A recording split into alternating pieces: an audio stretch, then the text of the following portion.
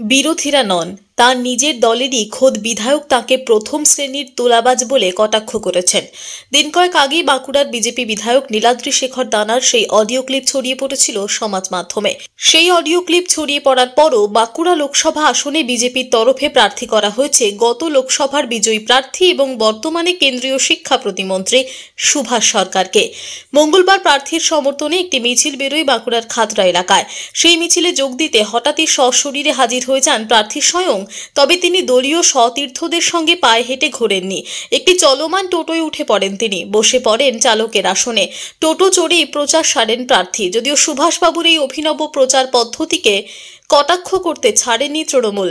দলের পক্ষ থেকে বলা হয়, গত 5 বছর যিনি এলাকার উন্নয়নে কোনো কিছুই করেননি, তাকে এখন এই ধরনের আরও অনেক নাটকই করতে হবে। টোটো সাধারণ মানুষের একটি সাহারা, গরিব মানুষের। তাই একজন যাত্রী সহ টোটো চালিয়েছি আমাদের মিছিলের পুরো ভাগে।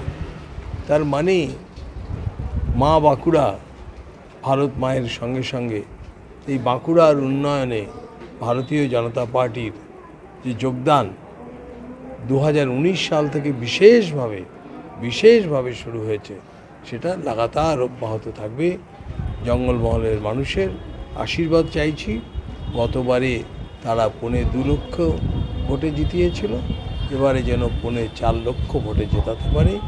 তাহলে বাংলার তথা বাঁকুড়ার সুনাম অক্ষত থাকবে। বাঁকুড়া থেকে শাহজাহান আনসারির রিপোর্ট, টিভি নিউজ 10।